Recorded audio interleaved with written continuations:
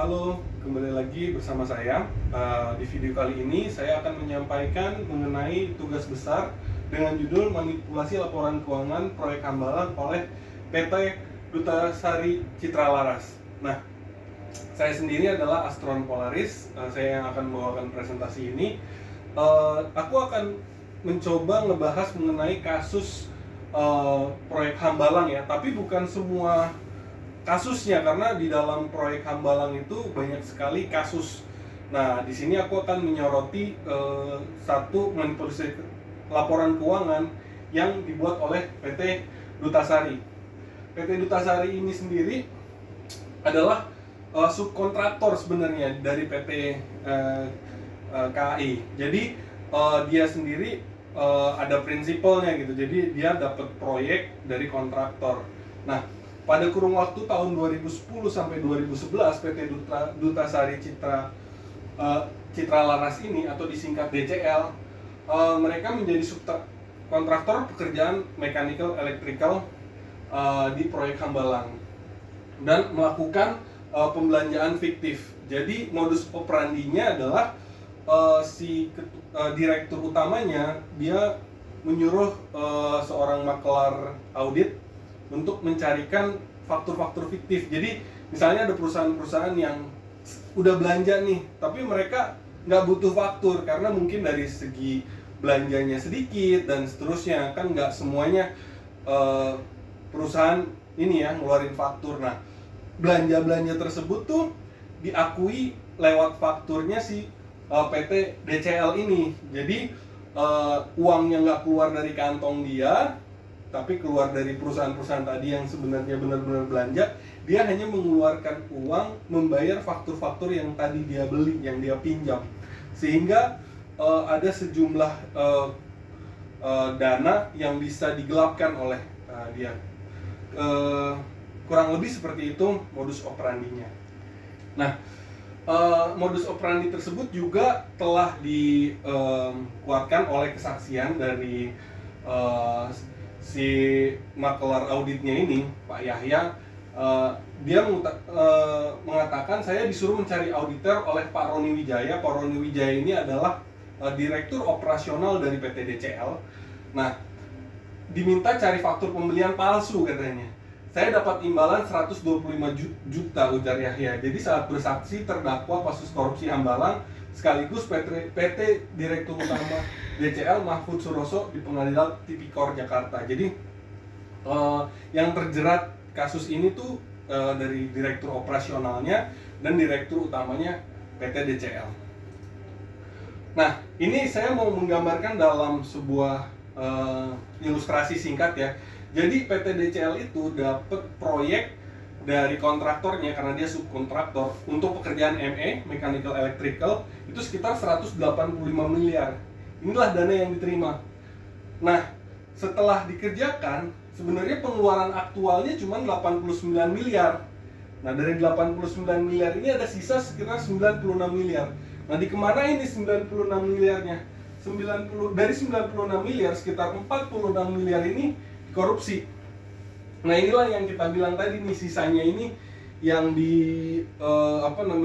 bengkelin lah istilahnya, dicari-cari belanjanya segala macam yang gak jelas. Dia satu kali dari kesaksian saksi-saksi dari pengadilan, ada yang orang disuruh buat faktur habis beli batu bara sekitar 21 miliar. Nanti kalau misalnya kamu bikinin faktur tersebut, saya belilah rumah kamu dan seterusnya. Jadi si direktur utamanya si Mahfud Suroso ini benar-benar ngakalin berbagai macam transaksi, jadiin faktur palsu, sehingga sisanya yang ini bisa menggenapi seluruh laporan pengeluarannya dia. Nah, dari 96 miliar ini sekitar 46 miliar masuk ke kantong pribadinya si direktur utama Mahfud Suroso dan sekitar 50 miliarnya dibagi-bagi. Nah, itulah kurang lebih mekanisme kecurangannya yang dilakukan pada kasus PT DCL ini.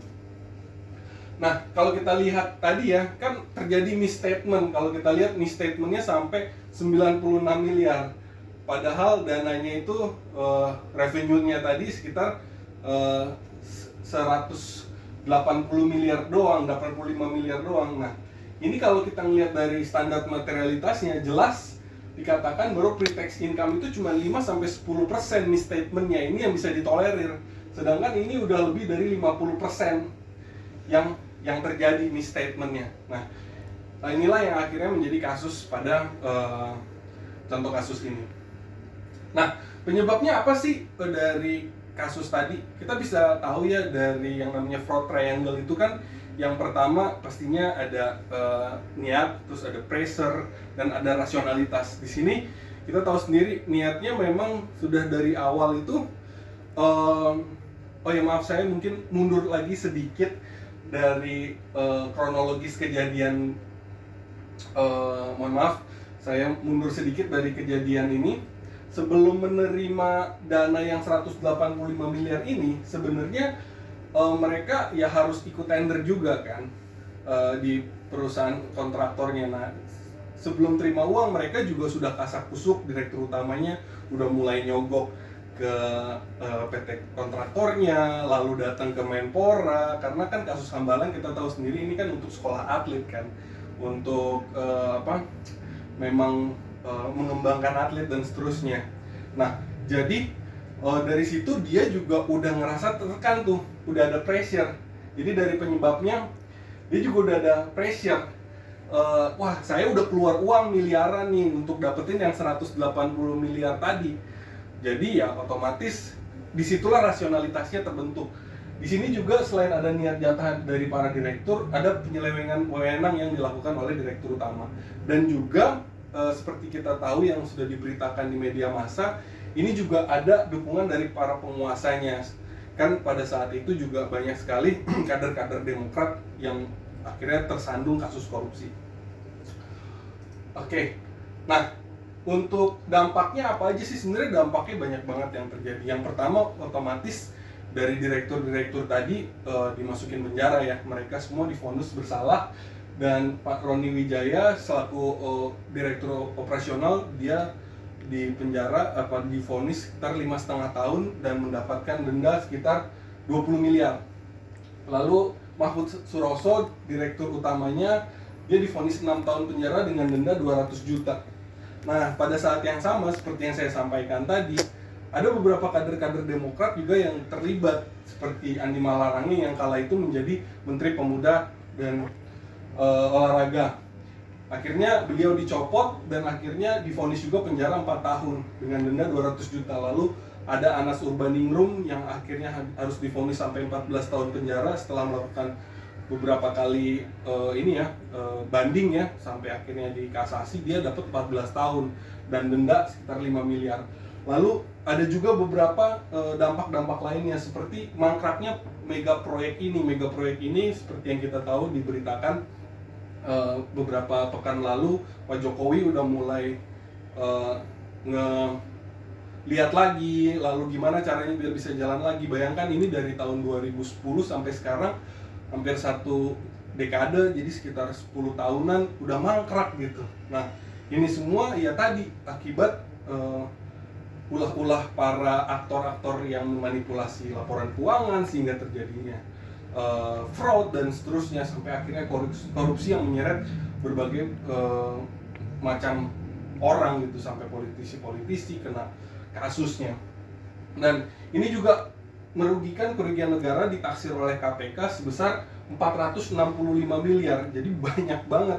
Bayangin 460 miliar itu kan kalau dipajakin, pajaknya bisa buat kemaslahatan orang-orang gitu. Jadi ini bukan cuman sekedar kasus orang yang ingin memperkaya diri dan mengambil uang, tapi ini juga akhirnya memberikan dampak yang tadi ya, pendapatan negara akhirnya berkurang, pendapatan pajak berkurang, dan program-program yang mestinya bisa dibiayai oleh hasil pajak tersebut juga akhirnya ya berkurang dan seterusnya.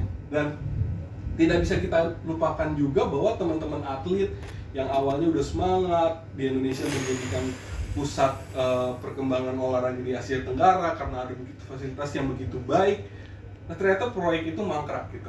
Jadi itu juga berdampak terhadap kemajuan olahraga nasional.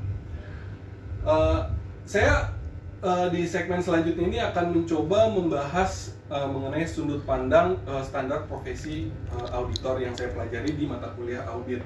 Jadi kalau kita melihat dari segi tanggung jawab profesinya, di mana akuntan publik yang dipakai saat itu, kalau nggak salah namanya Pak Irfan, dia itu kayak secara tanggung jawab profesinya, tanggung jawab moralnya juga tidak terlalu terlihat. Kenapa? Karena saat itu setiap laporan keuangan yang tadi ya, hanya dari sisi DCL-nya, PT DCL-nya, faktur-fakturnya ini, dia tidak menelusuri lagi lebih dalam. Jadi tanggung jawab moralnya saya rasa kurang ya, sehingga akhirnya audit eksternal yang terjadi tidak menemukan misstatement atau penyalahgunaan dan seterusnya.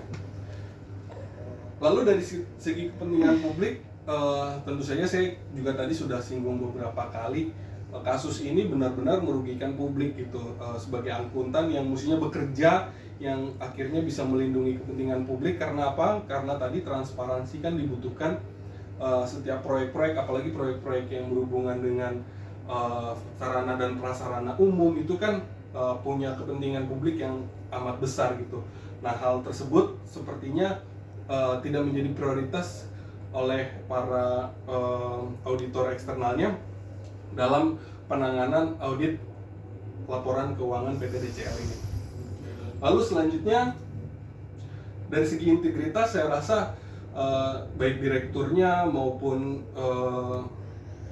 para akuntannya dan auditornya, saya rasa integritas menjadi satu masalah yang besar. Karena apa? Karena jelas-jelas di sini mereka telah melakukan manipulasi laporan keuangan. Tadi faktur-faktur yang sebenarnya nggak ada, ya dibuat-buat aja, terus habis itu jelas-jelas tidak sama sekali mencerminkan integritas. Dan bagi kasus ini akhirnya ya tadi menimbulkan kasus yang besar pula gitu. Oke, selanjutnya dari segi objektivitas. Nah, objektivitas ini kita ngeliat kan dari segi independensi juga. Nah, dari awal PT DCL ini memang dia sudah bisa diatur-atur sama PT KAI. PT KAI yang merupakan kontraktor itu minta setoran dulu kan di awal kan. Minta setoran dulu pertama 2 miliar, kemudian 3 miliar secara bertahap diberikan. Dan memang PT KAI ini juga peruntukannya untuk nyogok-nyogok lagi ke pejabat-pejabat gitu. Jadi PT DCL dari awal sudah diatur, sudah mendapatkan pressure, dia nggak sama sekali melihat sudut pandang objektivitas di situ dan kemandirian, sehingga mereka akhirnya melanggar ketentuan atau profesionalisme auditor di sini. Lalu dari segi kompetensi dan kehati-hatian profesionalitas untuk melihat kasus ini, sebenarnya memang para auditornya harus memiliki kehati-hatian dan profesionalisme. Kenapa? Karena setiap pekerjaan atau pelayanan jasa audit harus dilakukan secara hati-hati. Tapi karena tadi ya mungkin ada dorongan dan ada bujukan untuk suap dan seterusnya, para auditor tidak bekerja secara dengan kehati-hatian dan profesional. Perilaku profesional juga di sini menjadi sorotan. Karena apa? Karena sebenarnya sebagai seorang audit, temuan-temuan yang salah itu harus bisa diutarakan gitu. Walaupun misalnya ini klien kan audit dapat duit kan dari klien. Walaupun kliennya yang bayar ke auditornya, mestinya auditornya tetap aja harusnya profesional gitu. Kalau misalnya dia menemukan sebuah temuan, kok ini faktur-fakturnya cuman dari sisi PT DCL-nya ya, kok dia nggak bisa ngelihat hubungannya, atau misalnya dia ngecek dari tempat supplier dia beli, oh bener nggak fakturnya dicocokin dan seterusnya, tidak melakukan hal-hal seperti itu, dan akhirnya temuan-temuan tadi tidak berani atau mungkin dimanipulasi oleh mereka, akhirnya tidak mencerminkan sama sekali profesionalisme. Dan yang terakhir saya akan melihat dari segi standar teknisnya. Sudah jelas dari awal hingga akhir, auditor yang bekerja untuk melakukan pemeriksaan laporan keuangan terhadap proyek ini tidak melakukan standar-standar teknis yang benar, yang baik dari segi tadi ya, standar materialitasnya aja udah gendut banget. Dari 10% ke 50% itu aja sebenarnya udah dari indikasi awal kelihatan, tapi tidak sama sekali diperhatikan, sehingga kasus ini akhirnya membuat begitu besar dampak dan begitu besar uang yang akhirnya dicolong oleh para orang-orang yang tadi tidak bertanggung jawab, dan akhirnya memberikan dampak yang sangat buruk bagi masyarakat. Nah, kira-kira itu adalah presentasi saya mengenai PT DCL dan kasus penggelapan atau manipulasi laporan keuangannya dalam proyek Hambalang. Demikian presentasi ini. Semoga presentasi ini dapat bermanfaat dan dapat juga memberikan wawasan bagi yang mendengarkan, dan dapat membawa kebaikan untuk kita semua. Terima kasih. Demikian, selamat sore.